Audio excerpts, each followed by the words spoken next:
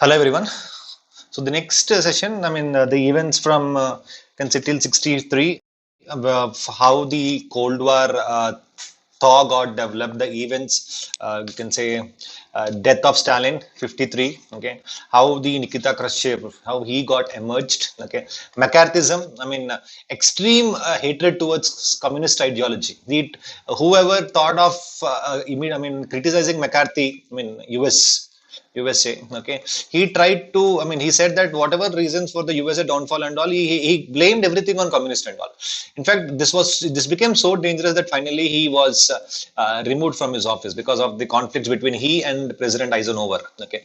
Next, as we said earlier, you can say the thaw was always only a partial thaw. That is the kind of the relaxation between the tensions, relaxation between the tensions relaxation of tensions between US and USSR was only partial. It was not a full thaw. Okay, so we have to see the reasons for how the so-called relaxations got developed. Korean War. Korean War we have to see. Okay. Next, Indo-China War, the first Indo-China War or the first Vietnam War, you can say. Hungarian Uprising, 1956, very important. You can say Russian takeover of Hungary. What was the reason for the uprising? What happened? It was also, it was under the control of Russia. Okay. Next, you have the Berlin Wall. Okay, the major reason for the construction of Berlin Wall. Last session we were discussing about the blockade and the airlift. What led to the construction of the Berlin Wall? Okay, in fact, it's called death trap, entire line and all.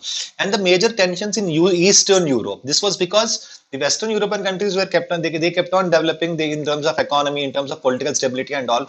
But you could still see Eastern Europe was only used as a you can say the source of raw materials for Russian development. Okay, and so you can see in countries like Poland, Yugoslavia, Bulgaria, you have tensions getting developed, but still it was finally you can say they were overtaken by the dominant influence of USSR. So these sessions we have to see in this particular session. Okay, now there was a partial thaw, not a full level complete relaxation between US and USSR. Okay, that is only that, and that partial thaw developed after the you can say death of Stalin in 1953. Okay, now, Stalin was so dominant enough in spreading of the communist ideology. He said that whatever the Eastern European nations have to follow, that should be the Russian way of communism at all. Now, after Stalin, you have Nikita Khrushchev coming to power, who said that there is no doubt that we need to improve the East and West relations. Okay, East and West relations, and that could develop. He also gave up an option that there are only two ways. Either you need to have a peaceful existence, okay, or a complete all-out war. Either you go for a peaceful existence between US and USSR relationship or an all-out war. There is no third option. Okay, so and he favored that this concept of peaceful existence should happen. Okay, so in spite of you can say the thaws being developed, in spite of the so-called relaxation being developed, still there are many areas that we can say that disagreements occurred between USA and USSR. It's not that both the countries were complete conflicts and all got wiped off. Okay, but it was not a consistent development. In spite of all the disagreements and all, it was not a consistent development. So the reasons for the thaw, we can say, as I said, the first reason, the death of Stalin's death in 53. Okay, it was probably the starting point. Okay, you can say Nikita Khrushchev, he followed the policy of de-Stalinization, the policy of de-Stalinization. Okay, he criticized openly the Stalin's policies and all. Okay, so this brought confidence that this person might be opposite. He might do policies opposite of what Stalin had done. Okay, because of this, you can say after Stalin's death, new leaders like Malenko, Bulgarian, and Khrushchev was the most important ex-president. You can say they all wanted to improve the relations with USA. So the major reason for the partial thaw is completely go ahead with the good relationship with USA and USSR. Okay, you can say this is de-Stalinization. Nikita Khrushchev, crucifying the statue of Stalin and all. You can say he criticizing Stalin, all his policies and all. He started criticizing Stalin for his policies and all. Okay, this is Stalin, Joseph Stalin. And Khrushchev, and this is your Khrushchev. Okay. Second reason, you can say emergence of new leaders. As I said, Khrushchev, who wanted to have a better relationship. Okay. By 1953, both countries already had hydrogen bomb, which is far more powerful than nuclear bomb and all. And they were so fine balanced that international relations had to be, you can say, it was almost on the verge of a nuclear war. So now, if you want to avoid a nuclear war, they should definitely go for proper alliances. When two powers you can say country A and country B both are strong enough in terms of nuclear. That is the reason why you can say nuclear is the best deterrent, best deterrence and all. So definitely there would not be, I mean, you can say any sort of war and all. So he explained this new policy in his famous speech. I mean, 1956, Nikita Khrushchev famous speech, that is with respect to usage of the words called peaceful existence and all. That was, I mean, he openly said that in his speech that whatever existence and all, peaceful existence, it can openly happen with the West. It was essential. It was actually essential. He criticized Stalin's speech, Stalin's policy words and all, that peaceful coexistence can only happen only when you have destroyed the capitalism and all, which means you have destroyed entire the Western powers and all. That is not possible. Okay, you got to completely mutually exist, mutually come in and go for agreements with the Western powers and all. That was the concept of Khrushchev. As I said, there are only two ways: either the existence with the Western powers, have a very harmonious relationship, go for mutual understanding of the agreements and all, or you will have the destructive war. You will be seeing the most destructive war in history between these two countries and all, with the other countries aiding up. But there is no third option. Okay, the very famous speech, Nikita Khrushchev's peaceful coexistence and all, where to have, I mean, his intention was to really have a very good relationship with USSR, okay, USA. Okay, this did not mean that Khrushchev has given up his communist ideology. He was clear that he wanted to have a communism dominated world, communist dominated world, but it should be the suit. I mean, it should suit to that country's interest, country's you can say their way of political ideologies and all. But he did not force them. He did not insist them. Okay, but when countries went on against the Russian domination and all, he went for it. He completely went against it and all. So Khrushchev's peaceful coexistence speech was actually, you can say, I mean, the starting point of the relaxation of tensions that occurred between US and USSR. Okay, he changed the policy of communism. Communism was still to be promoted, but not by defeating capitalistic nations, not at the cost of defeating capitalism. That was what Stalin policy was. You got to have a communism being so high, you have got to defeat the other ideology called capitalism. But whereas Khrushchev, he said that you got to prove yourself right only when you say that you are far superior. Let us prove that Soviet economic system is far superior than the capitalistic Western capitalistic country and all. And that was his idea. That was his completely, you can say, his way of telling that you can go ahead with this particular communistic economic system and all. He increased the aid to neutral states so that the main reason, it can be Marshall Plan, it can be Molotov Plan, or it can be any sort of plan. You can say no country gives it for free, okay, and no country gives it without any intention. You can say. So the main idea of pumping out of a lot of financial aid, you can say, or increasing the aid and all, is to ensure that the satellite states or the Eastern European states and all would actually fall into communism and they would not easily escape. Okay, so that was, you can say, those two reasons. Okay, next partial plan, you can say McCarthy. This can also be, this was also the main reason for, you can say, one of the partial, because McCarthyism is very, you can say, it went up to, you can say, one of the greatest controversies in the history of USA, you can say. He was highly critical, completely against communist ideology. Whoever criticizes him, whoever, goes against his policies, be it in terms of army, be it in terms of political aspects and all, McCarthy was completely against communist ideology and all, okay.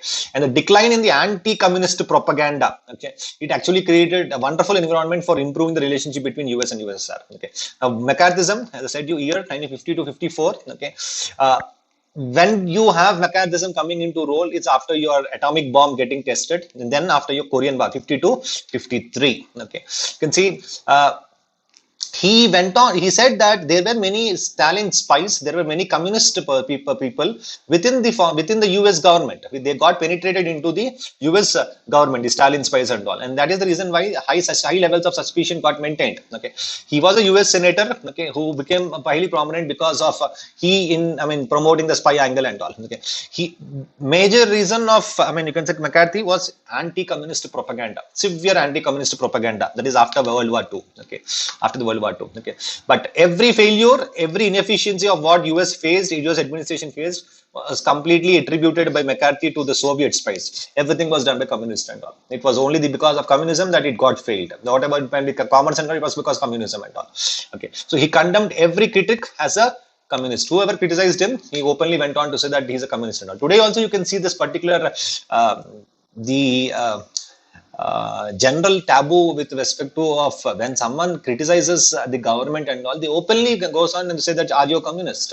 That's how it happened. Okay, he even accused many army generals of communist sympathies. They said that you army general and all, you're completely sympathizing to the communist people and all. So the Senate condemned McCarthy. Okay, I mean initially it was condemned. They condemned him. They did not even accept what he was telling. Okay, but the major mistake what McCarthy did was that he went on against the President Eisenhower. Okay, when the later supported the Senate's action, okay, he went on against Eisenhower, and that was the major, you can say, for his outfall or his completely his outthrow from the Congress. Soon afterwards, Eisenhower announced that American people wanted to be friendly with Soviet Union. Now you have the USSR president coming for it. I mean, coming for a peaceful existence. On the same side, you should also retaliate the same thing. Two enemies coming close. One person took the initiative of leaving the battle there enough. You should also reciprocate in the same way. Rather than that, you are going to again retaliate. That would more worsen the situation. It will definitely more worsen the situation. And McCarthyism did the same. When you have Nikita Khrushchev going for major reforms of, I mean, giving up the so-called the ideologies of Soviet style of communism, having a control, extreme control and all in authoritative mode. Okay, then you can going for a trade relationship with USA and all. It was the Russians. I mean, American also has to reciprocate the same thing. Okay, but McCarthyism was an ideology which was completely anti-communistic. Okay, you can say McCarthyism. Next. Finally, you can say he was completely thrown away. He was completely thrown away, and because of McCarthyism being ended, you can say, I mean, a lot of savings and all. Okay, McCarthyism got ended. Finally, he was removed. But major reason of McCarthyism getting ended is because of his conflict against President Eisenhower. President Eisenhower. Now, the next one, events of the partial thaw. What made you can say, I mean, we can able to find out. Acha, this is with respect to the partial thaw and all. Okay, the first sign you can say it was in the Korean War. That is, after the end of the Korean War, you have a peace. I mean, you can say the truce agreement which has been signed between the North Korea and South Korea and all. And these North Korea, the northern part was actually a pro-communist, which was helped by Russia. I mean, the southern part the same way with the help of the Western democratics and all. Okay, so the peace agreement which established in 1953, Korean War, you can say it is from 50 to 53, 50 to 53. Okay, so this can be considered to be as the first sign of thaw getting emerged. Okay, next is your Indochina War, that is Vietnam forces against France. Vietnam forces which against France. You can say 1946 till 1954. Both these events we'll be seeing and all. Okay, second reason you can say, what was the major reason for the, you can say, thaw getting developed uh, or the showcasing of thaw is Russia making some important concessions in 55. Very important one. Okay, Russia till now it did not even allow the Eastern Union nations for entry into United Nations.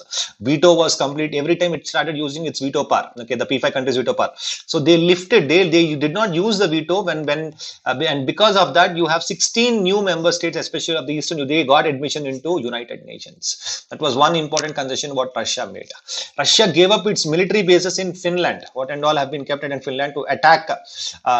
You can say, be it Britain, be it Germany, and also military bases were kept at Finland. All those military bases were completely removed. Okay, Khrushchev tried to improve the relations with Yugoslavia. For example, I mean, the last session where we said that, I mean, when Yugoslavia did not join Comiform, when Stalin went on to say that the Eastern European nations, they have to either trade with only the trade among themselves or any other communistic country, but not a non-communistic country.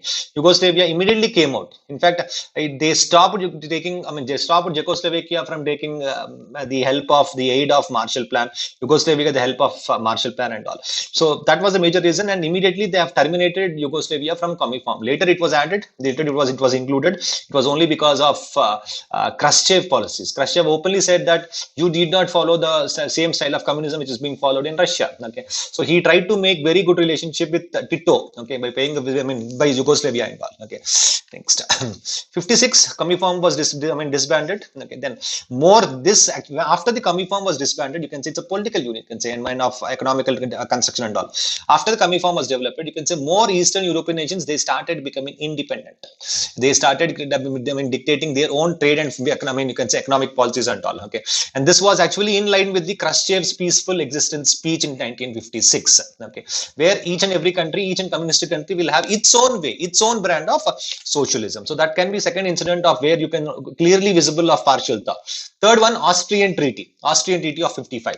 After the Yalta conference, after the Potsdam conferences and all, we can see that Germany was divided into 4 zones. Berlin was divided into 2 zones with respect to East Berlin and West Berlin. And when it comes to Austria, Austria was also divided into 4 zones at all. But you can say the Western countries or the allies, they actually felt that Austria was not so aggressive. Austria was not at all aggressive, you can say. Rather, Austria was herself being a victim of the aggressor called the Germany. Okay, so the most important development out of all the thoughts, feelings and all, it is Austrian State Treaty 55. After 1945, it was divided into, you can say, 4 zones of occupation with the capital Vienna. Okay, Vienna in the Russian zone, with the 4 zones in the capital Russian zone. It was made independent with the 1937 frontiers, where you have the southern part called Tyrol. It was actually divided. It was actually given and still remained in Italy. Okay, you can see this particular part, Tyrol. It was still remained in Italy, and these 4, one, the second one, the third one, and the fourth, they belong to respective countries of Russia, USA, Britain, and France. Okay, next. Unlike Germany, okay, Austria actually had its own government. Austria was allowed to have its own government. Austria was allowed. Okay, you can go ahead, have a forming your own government. When in Germany, it was not allowed. Okay, because Austria was treated as a victim of Nazis. Rather, a supporter to Nazi, you are actually a victim of Nazi. Okay, and Austrian government had only limited powers, whereas these three Western occupying powers, they organized to recovery the troops and all. The Russians insisted on squeezing reparations. Russians were kept on asking for, you got to pay your reparations, you got to pay whatever has been paid. I mean, whatever has to be returned under the so-called wars courts, World War II come in courts and all. So, I mean, especially mainly in the form of food supplies, they started taking away of all the reparations. Austrian State Treaty. Okay, next, she was not allowed to unity. I mean, she was not actually allowed. Austria was not allowed to unify with Germany. Austria was not allowed to go for you can say armament. Austria was to not join any of the economical and military groupings like NATO or Warsaw Pact and all. Even the European Union, European you can say economic community, it was also not allowed. So it was asked to maintain neutrality when it comes to the discipline. I mean, when it comes to the dispute between East and West, you got to maintain this particular aspect of neutrality when it comes to dispute between East or West. And the major point of why the Austrians were unhappy was that because of the Tyrol, the southern part Tyrol being given away to Italy. In fact, that particular place was actually a German-speaking state. Out of all the entire Italian states, you can say, Austrian states, Tyrol was, you can say, a German-speaking state and all. Okay, so no permanence seemed likely, but you can say in 55, the Russians were persuaded and mainly because of the continuous pressure of the Austrian government, and they were afraid of merger between West Germany and Western Australia. In fact, the Russians and all, they were worried. As a result of the agreement, all the occupying troops were withdrawn, and Austria became finally independent with whatever borders they have. That is under 1937 borders, Austria became independent. So that is your Austrian Treaty of 55. You can say these are the signs in which you can clearly see of the expansion, or you can say the development of thought. One, you have the Austrian State Treaty. Second reason, you can say the Comiform. You can say Russia had given up more concessions. I mean, had made important concessions in 55. The first one is, you can say, the Korean War and your Indochina War. Okay. Next we'll be seeing about the Korean War. So Korean War, okay, I mean timeline 1950 till 53. Okay, as we seen, I mean during the period of Cold War, you can see the northern part of Korean War was dominated by, you can say, northern part was control of communist ideology. The southern part of Korea, the capitalist, southern part of by capitalist. Okay, now you can say Soviet Union the northern part, as it is communist. US, the southern part, a capitalistic mode. The boundary between these two, which got emerged in 53, you can say truce agreement, you can say, was your 38th parallel line. You have a demilitarized zone got developed, okay, DMZ, a demilitarized zone between the North Korea and the South Korea, okay. But no agreement was reached on one form of government to be, what form of government to be installed actually, whether it has to be a democratic USA or a communistic USSR. It was not actually installed, okay. If you see, you see this demilitarized zone. This is the 38th parallel line. The 38th parallel line which has been drawn out. Okay, Panmunjom, a very important place. In fact, the battles and all took place here. Okay, the Seoul, the capital city of South Korea. Okay, this is the military demarcation line. The MDL, military demarcation line. Military, this one, military demarcation line. Okay, Pyongyang, North Korea. Okay. So the total length of the line, you can see 248 kilometers. Okay, the military border line before the Korean War, the demilitarized zones. Okay, East Asian crisis. I mean, East Asia conflict, you can say. Now, you can see Korean War, the first hot war, where you have the direct interference. First hot war. Now, hot war in the sense, this is by means of, you can say, a provocative action, by means of coercion. Okay, that is a direct war. That is a direct war. Okay, hot war. Okay, fought between the armies of North and South Korea. Now, from 1910 till World War II, Korean Peninsula is under the control of the Japanese Empire. Till Japanese, I mean, you can say till 1910 till 1945. We have discussed that in the terms of, you can say, 1905, the Japan War and all, Japan and Russian War, where it fought for Manchuria and the Korean Peninsula. So it was under the Japanese Empire till World War II. After Japan surrendered in 1945, there was a provisional government which was set up in Korea. Okay, there was a provisional government set up in Korea. Okay, the 38th parallel line, as I said you, the MDL, okay, and the demilitarized zone. This is your demilitarized zones, you can say. Okay, now southern half of later, what happened? Southern half of the peninsula, it was declared as the Republic of Korea, 48, and the Soviet zone of occupation was called as DPRK. Okay, Democratic People's Republic of Korea. The southern part is your Republic of Korea. Okay, now the North Korean leader Kim Il-sung. Okay, Kim Il-sung. He was actually very determined to unite both these. He wanted to have for unification of one Korea, unification of Korea. Okay, so he decided to use force. Okay, this was actually the starting point for the Korean War, 1950. Okay, he decided to start force for his aim of aligning both the Koreas and all. Now, in 1920, full-fledged war broke out when more of North Korean soldiers, they crossed the demilitarized zone and they attacked South Korea. And I can say in this, you can say this is 50. Okay, this is, where is that? 1950, you can say.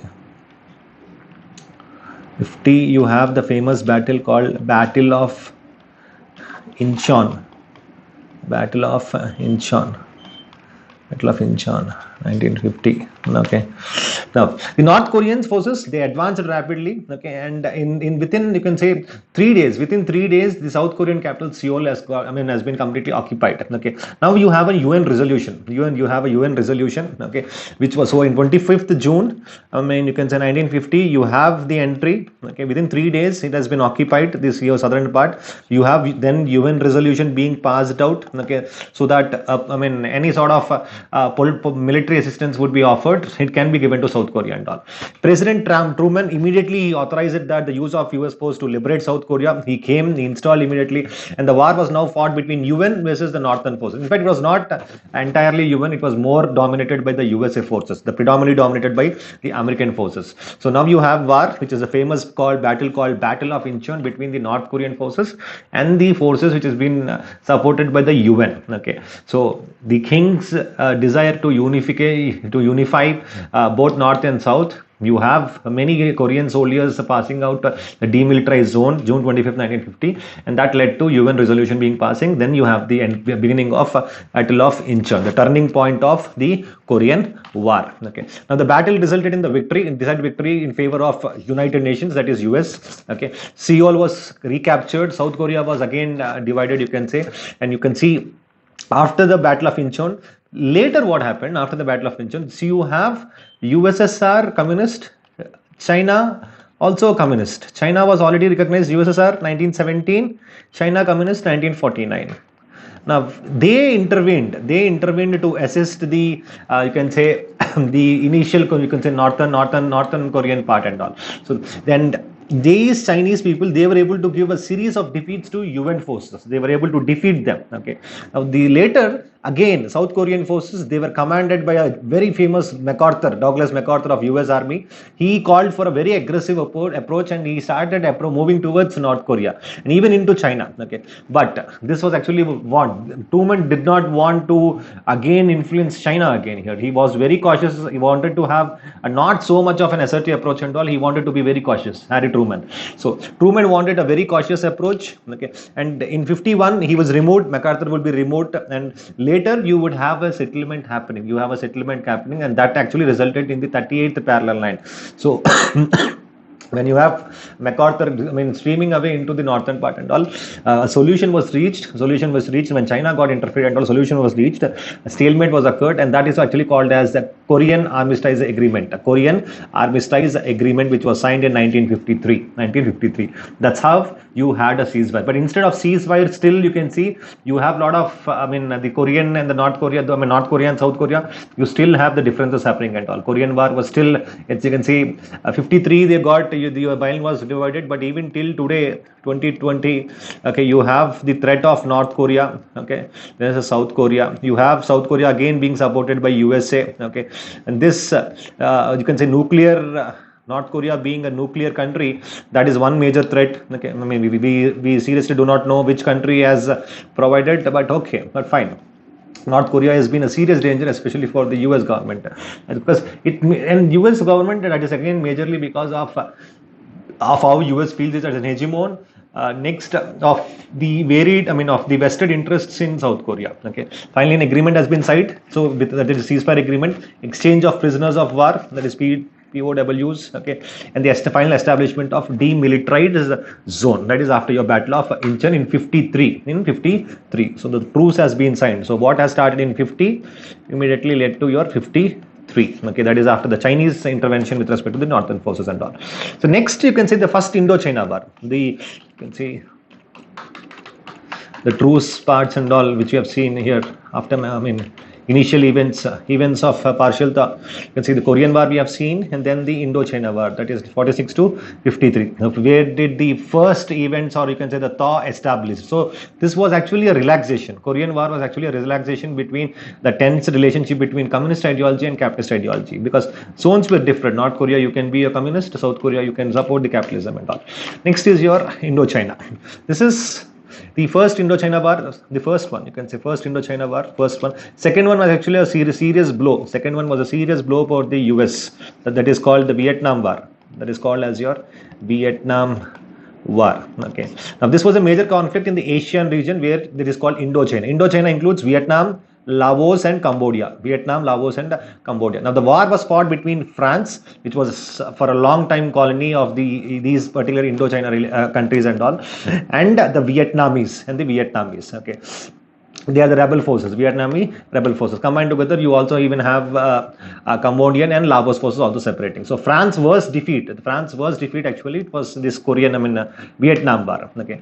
Now the result was the war was the French defeated. French got defeated in the first Indochina War. Okay, following the surrender of the French. The famous battle of Dien Bien Phu, the Battle of Dien Bien Phu. Okay, 54. You can say the first Indochina War was done with the result of French being defeated. Okay.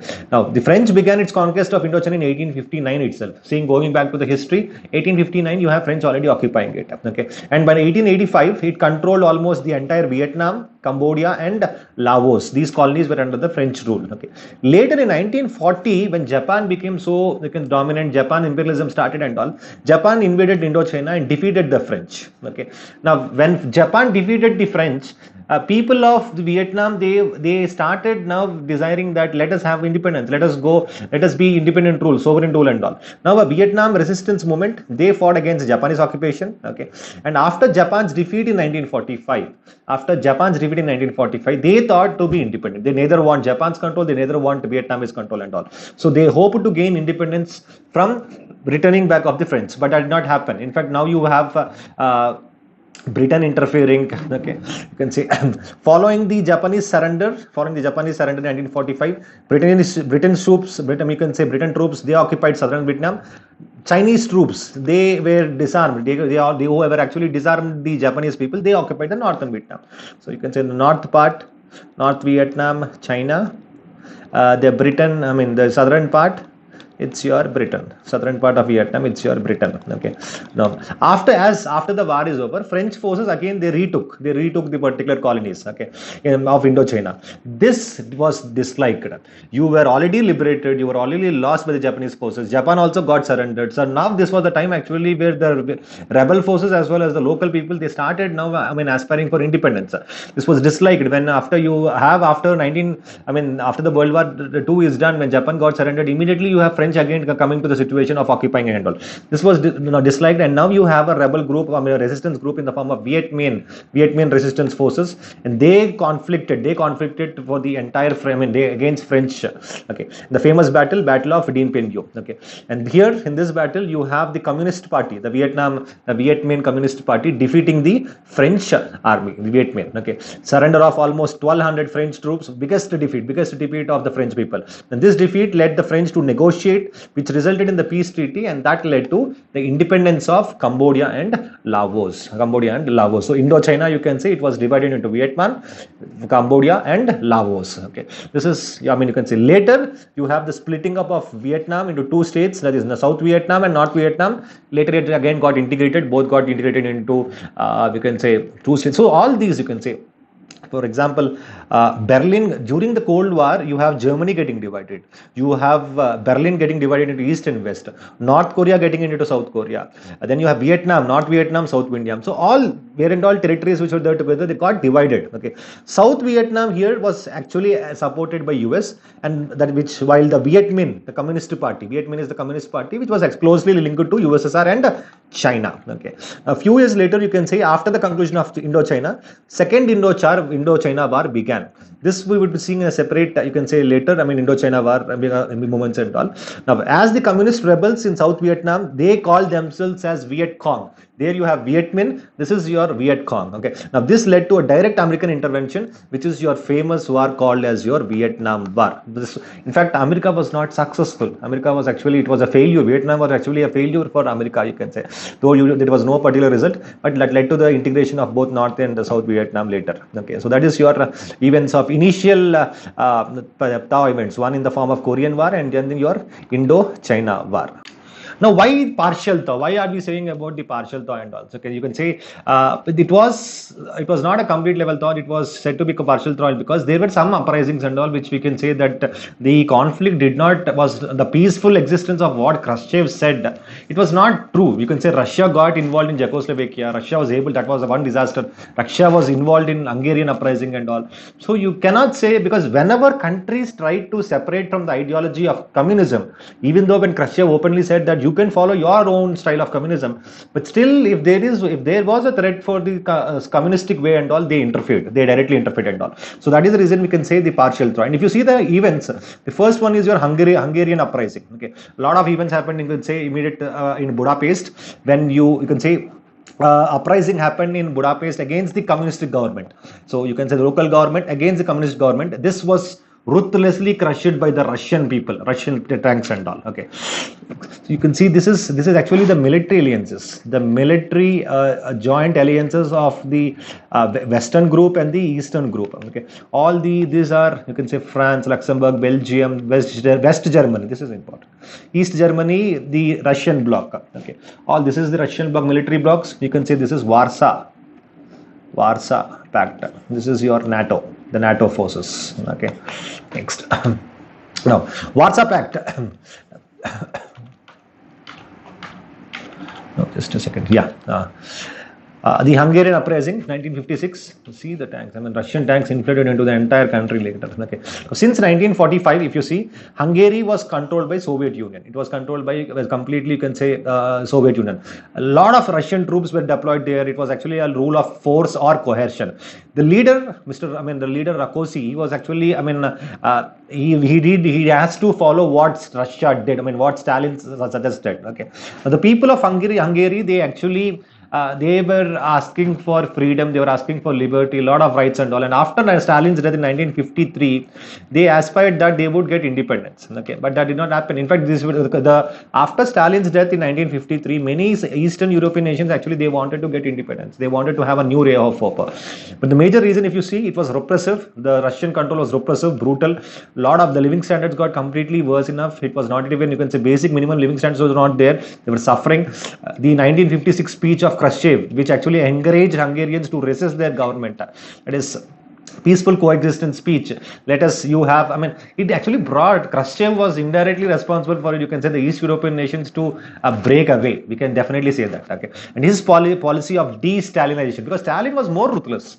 Stalin's policy was completely disliked for all the satellite states and all. It caused problems in most of the European states. And when you have Khrushchev speaking like this, many thought that this is going to be a best way to completely break away from the so-called alliances what you have. Okay, I mean Stalin was, and you can say Stalin was also, I mean, he's a very hardliner communist and all. And moreover, it touched the Russian troops and all. You can say the communist ideology and all was completely against. Communism is against religion. In communists, you don't have any religion. Okay, but Hungarians are more religious people, you can say. So when the Communist Party was being controlled, they banned the religion, they imprisoned the so-called cardinal. So they were actually waiting for the help of US, the President Eisenhower and all. Moreover, you can say control of secret police. Russians were controlling the secret police and all with respect to any sort of activities against the government and all. Immediately, most of the people were arrested. No freedom of speech, censorship, lack of freedom. Okay, even what education system? Education has to be done in the way in which what the communist Russia has suggested. Okay, Russia was controlling the economy, and all these actually made Hungary very poor. Okay, so it was not just in one sphere, social sphere, economical sphere, political sphere, everywhere, culture, education, everywhere you have the communistic control, everywhere you have the communistic domination. Okay, and this was followed later by, Rakosi resignation. He was forced to resign. Okay, and apart to that, the economical problems like bad harvest, the fuel shortage, very harsh weather conditions and all, this triggered the revolution. Time was ripe. As I said earlier, even in your you can say the first Renaissance chapter and all, you will go for a revolt when you always face any, you can say, when you have a grievance, or when people are being discriminated. When they are discriminated, definitely you will go for a revolt. Okay, in 1956, okay, students, workers and so on, they all attacked the Russian soldiers. This is your very famous Hungarian uprising. That is because of the local Hungarian social conditions against the Russians. They attacked the statue of Stalin. The Nagy, after your Rakosi, you have Nagy taken over as the prime minister, and he asked Khrushchev to remove all the Russian troops out. Khrushchev agreed. Initially, it was actually, you can say, this is actually called a Parshata, because initially Khrushchev agreed. But when the question of completely overthrowing the communist takeover that came and all, immediately all the Russian troops back came, and they completely destroyed. They destroyed each and every city of Hungary. This event in 56 till 1970s, you don't have any other satellite state actually again going for a strike and all. No way. Okay. Khrushchev agreed, and Russian pulled off of Budapest and all. The new government, it introduced democracy, freedom of speech, freedom of religion, all such liberal thoughts and all. Basic, you can say, individual rights were provided by the new government, that is by Nagy. Okay, and Nagy announced that they would leave the Warsaw Pact. This got triggered. Okay, once you are out of Warsaw Pact, it means that slowly the countries are, it would throw an impression that the Russia was not having any strong impact with respect to its countries being hold off in the military alliance and all. So Russia would not let this happen. When you have Hungary, when you have the Hungarian prime minister telling that it would leave away the military alliance of Warsaw Pact, Russia did not allow this to happen. He claimed that he received a letter. Now this was again, you can see, create a situation situation, you create a chaos situation, and that would be an opportunity for the Russia to interfere. He claimed that he received a letter from communist leaders seeking help. Rather direct intervention, that would be again wrong. You will definitely have again UN intervention and all.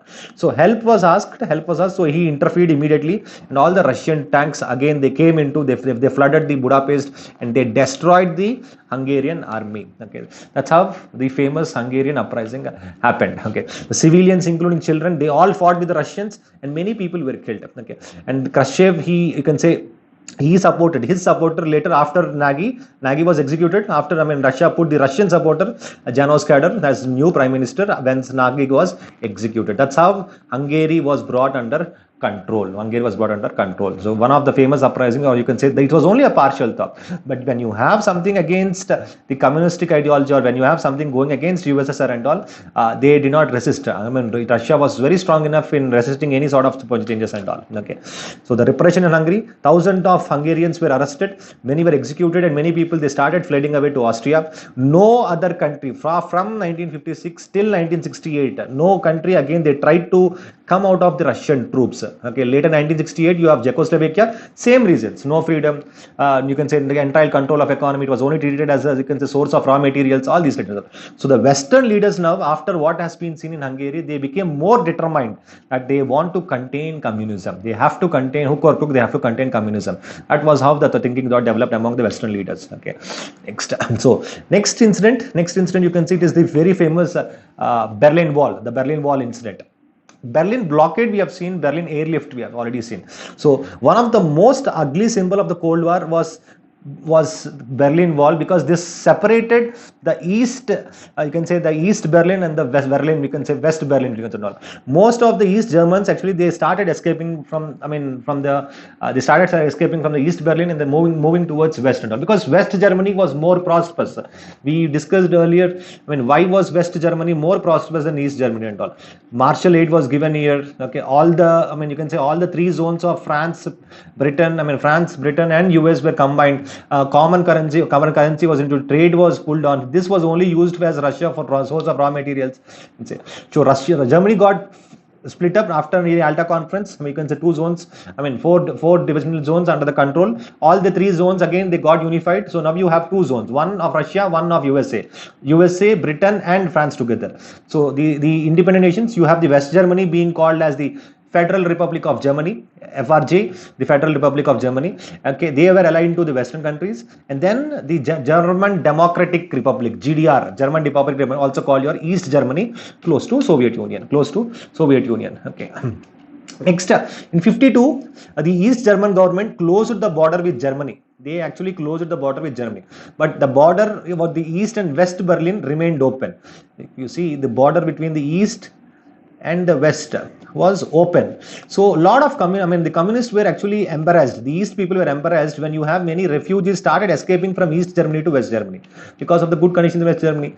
East Germans could still escape through the city. Okay, West Germany, if you see, it was less oppressive. It was more rich enough. It was more affluent. Okay, 58. Now, what Khrushchev did, to come out of the embarrassment and all, Khrushchev announced that USSR no longer recognized the rights of Western parts in West Berlin. No more. You have already introduced a new currency, enough. But now I'm not going to tolerate any sort of intervention of the Western democratic parts in West Berlin and all. Okay, American made it clear that they would resist. That is your Truman Doctrine. Okay, they would resist if any attempt to push them out. If you are trying to come make me out and all, I will definitely come to the rescue of West Germany. Okay, 60. These are actually the events. Okay, in 60 it was Khrushchev's turn to feel aggrieved, and you have a American U-2 spy plane. Okay, this was actually shot down. This was actually shot down by Russia. Okay, within Russian lanes and all. But the spying of the things and all actually irritated Khrushchev. This was actually a sense of what is US doing. That's how he felt. Okay. This is your West Berlin and this is your East Berlin. You can say this was the course. This was the course of Berlin Wall. Okay. Now, President Eisenhower, this is the entire East Germany. Okay. Eisenhower, he declined to apologize because of the spy U-plane incident, and he defended America's right to prepare the reconnaissance flights. We have the right. We can make all the spy planes and all. Now, Khrushchev immediately came out. There was a conference which was actually happening at that time called Paris Summit Conference in 61. He immediately came out, and that's it. thaw is over. What and all events were slowly building up, what and all tensions were slowly coming up because of many people that Khrushchev and the US would completely go hand in hand. Let us see that, no more arms race and all. Immediately after this particular Berlin Wall incident, he came out, the spy incident, he came out and he again later suggested for the new young president, John F. Kennedy, okay, after Eisenhower, John F. Kennedy suggested you should withdraw from West Berlin, where the Western countries should withdraw from the Western Berlin. Kennedy also refused, and after when Kennedy refused, you have the erection of Berlin Wall. In fact, no more escaping and all. And if people who try to escape and all, severe harsh punishments. So the wire was protected with a barbed wire, docks, 55,000 landmines. In fact, it is called as the corridor, which is called, called as death strip and all. It's not easy for escaping and all. You can see the barbed wires and all. So it was like a death strip for many people who tried to escape and all. And the Berlin Wall was actually not one, it was two, 155 kilometers long, 13 feet all. So till 19, you can see 19, when political changes, in Eastern Europe, and then the unrest in Germany, you can say the government, they started loosening, we can say by 1989, when you have Gorbachev coming, the losing of reforms and all. Some rules were regulated, some rules of regulations were actually calmed down in terms of travel to West Germany. And this person, East Germany spokesman, Skowronski, he announced that he actually did not openly tell that we are going to stop out the so-called Berlin Wall construction and all. He just said that we would allow East Germans would be free to travel West Germany. That was mistaken. That wording of what these German spokesmen said, East German spokesmen said, that was mistaken. He clearly failed to actually clarify that some regulations would still remain in place. The war will be placed and some regulations still place and all. But these words and all immediately start spreading into the public. People understood that the wall is, there is no more differences between East and West Berlin. Okay, and the media also inaccurately reported that the border got opened. When such news and all came into news that the border is getting opened and all, crowds quickly gathered to the Berlin Wall. Okay, many passport checks were now stopped checking and all. No need not, because it's common now, it's opened and all. Okay, the people crossed the border unrestricted. Okay, and later East and West Berlins, they came together in the celebration after the fall of Berlin Wall in 1989. Okay, this was the first step actually for the reunification, or you can say German reunification. Helmut Kohl was one person who actually we have to be credited for unification of Germany. Okay, so the Berlin Wall fall was the first step towards German reunification. So you can see, people started crowding, people moving and all, people got to know. So his misinterpretation of a document and all actually went to this particular incident and all. This is your Berlin Wall incident. Topic here we have is tensions in Eastern Europe. We already have seen now what it all happened. Let us see. You have again, you can see in Eastern European nations like Poland. Okay, Eastern European Poland. You have again the same situation. What has happened in Hungary? What has happened again in Poland? Czechoslovakia later in '68. Poland also. Workers. Here workers held anti-USSR demonstration. They were completely dissatisfied with what is happening with respect to control of USSR. Be it with respect to the living standards, you don't have proper wages and all, and a lot of taxes, and all these taxes and all were collected.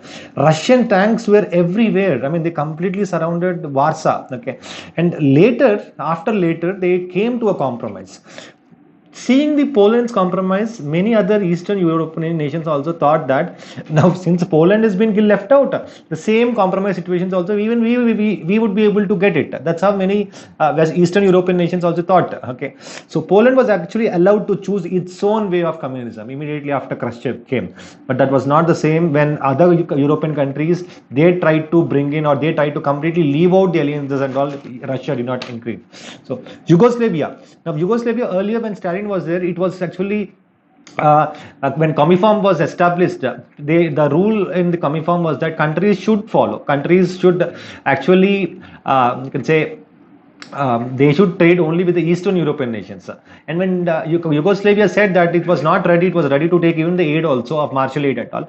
Immediately it was disbanded. It was sent out from the Comiform and all. But again, when Khrushchev became the president, when Khrushchev became the premier of USSR, he thought that this country is important. Let us break the so-called tense relations what we have now. And he immediately visited. In fact, Tito was the president of Yugoslavia at that time. There was such a very good relationship between Nikita Khrushchev and Tito. Okay, so it was the first to stand up against Russia. Yugoslavia is the first country to stand up against Russia.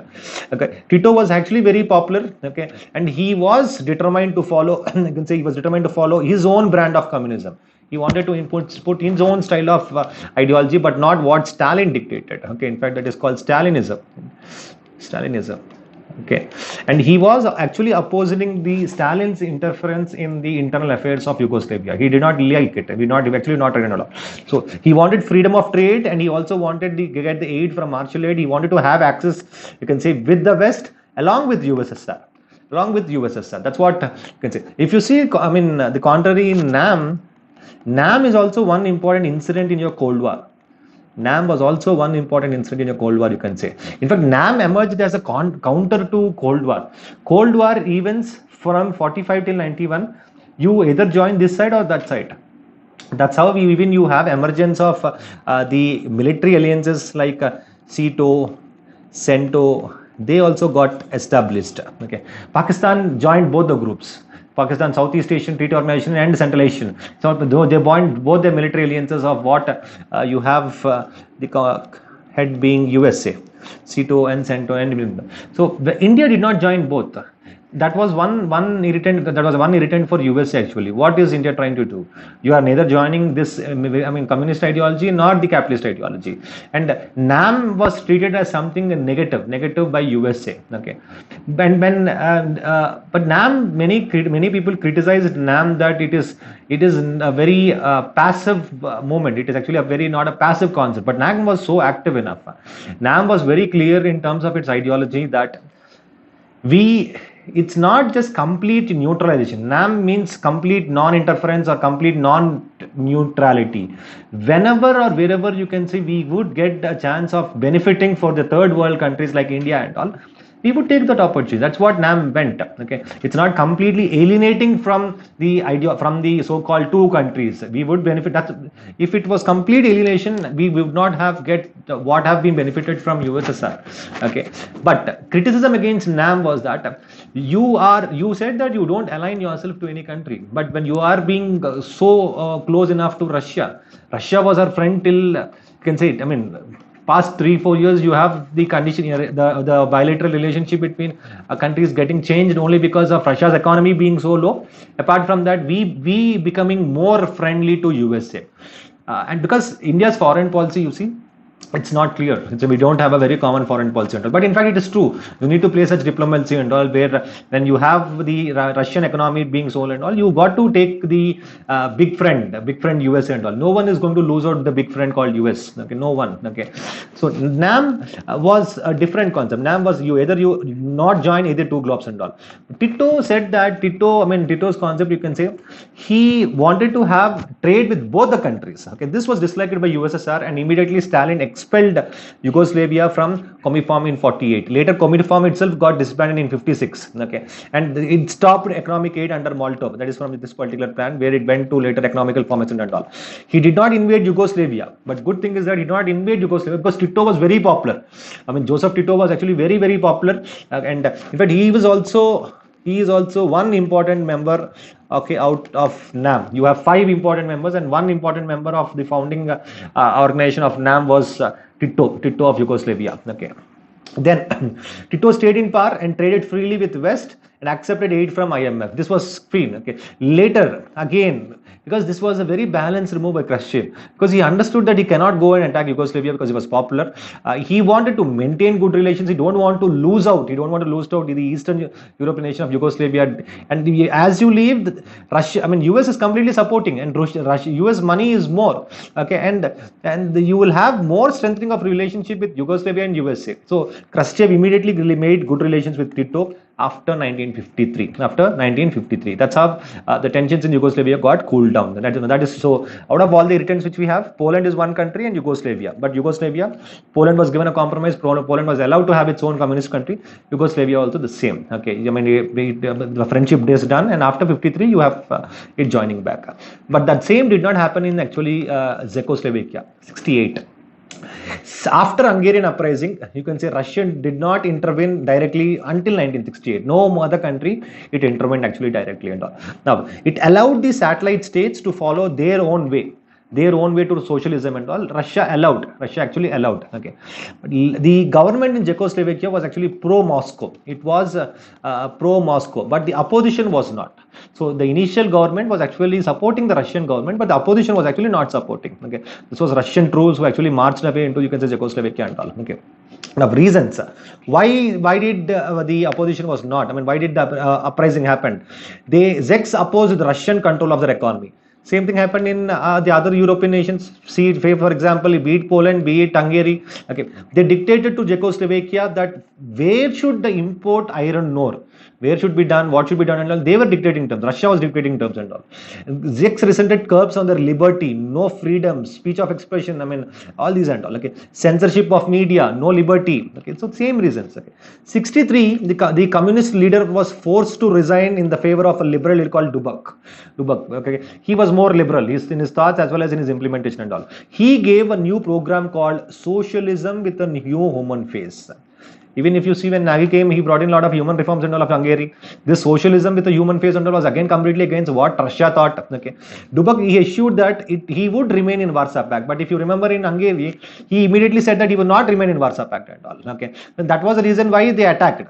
Russian troops immediately attacked when Hungary said that I'm coming out of Warsaw Pact and all. But here, the liberal person, Dubak, when he said that he is going to follow his own way, but I'm going to still stay with you. That is Warsaw Pact. Okay. So thus the program was implemented in 1968. Now what happened? More trade with the West, that is this concept, socialism with him, and freedom to travel. Let us give more freedom to travel. The border with West Germany closed since 1948, which was now thrown immediately. It was now thrown open immediately. Freedom of speech was gained back. Speech was given back. Criticism of the government was encouraged. Go for the criticism. Whenever you have criticism only, you will have development, be it in life, be it in history theory also. Okay, now, but the freedom of speech clause, this again clause irked USSR. Okay, you are ready to do whatever way inward, but you cannot go to such extent of criticizing what Russia is doing or how Russia is controlling. Okay, and soon Russia became anxious and Russia invaded Czechoslovakia in 1968. Czechoslovakia did not resist USSR to prevent the bloodshed like what Hungary did. It did not resist because it know that it would be completely defeated and all. So the new program, the socialism with the human face, was abandoned. The program was abandoned. Later, Dubak was replaced by again a Russian puppet. Okay, that's how you can say of what happened in Czechoslovakia. They thought of going for it. Russia agreed that you can have, but finally when clauses like freedom of speech, the separation and all such clauses they came up, it did not take it up. Okay, so in everywhere you can say during the Cold War events and all, everywhere it was in Eastern Europe, you have more of tensions. The same did not happen in Western Europe. It was completely developed. Okay, today you can see the countries which are being into limelight and all, it is the West European nations which are into limelight. You might hardly heard of, you can say, the Eastern European nations and all. So that's what 68 Czechoslovakian, one important tension in European era. Okay, later you have Brezhnev doctrine was the same. You can say he went on to say, I mean, one important after Brezhnev you have Michael Gorbachev. Brezhnev doctrine was actually more that Russia has complete right to interfere in internal affairs of any communistic country. If communism or socialism is being threatened, we have the right to interfere because we stand as the so-called, I mean, you can say the protector of communism of around the world. That's what initially it was to be in the USSR, but now it is around the world. Okay, that was one of the reasons why they interfered in Afghanistan also. War in Afghanistan. Russia occupied Afghanistan in 1979. Russia occupied Afghanistan in 1979, USSR. Okay, this is in 68, and Russia left it in 1989. Gorbachev, when he came to rule, okay, from 83, he understood that war in Afghanistan is unwinnable. Okay, Afghanistan, you can say, it was actually a communistic government and all, and Afghanistan is a place where only fools will enter, only devils, you can say. I mean, it's like unwinnable war because and Afghanistan has a very rough terrain.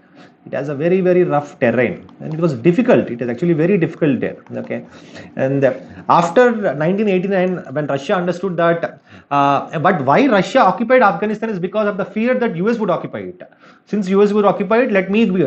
So it is also a pawn in the hand of the so-called the cold race happening between USA and USSR. But later, when it left in 1989, USA did not occupy Afghanistan. US thought that, I mean, it's not required. Okay, but later into, you can say, the war against terrorism, that is Operation Enduring Freedom. Okay, after the 2001 attack, it wanted to find out, I mean, it wanted to invade Afghanistan, and that is the reason why US and Pakistan again become so close enough, because if you want to enter Afghanistan, you definitely need to take the help of Pakistan. That's how it did it and all. So Brezhnev doctrine said openly that where and all it was communism became threat, Russia or USSR had complete right to interfere in the internal affairs and all. This is just a timeline. I mean, what and all the Russian presidents we have seen. The Stalin, you have the beginning of the Cold War. Khrushchev, the de-Stalinization process or the peaceful existence. Brezhnev doctrine, detente. Detente slowly started, and the Brezhnev doctrine with the right to interference and all. Gorbachev policies, Glasnost and Perestroika. Glasnost and Perestroika.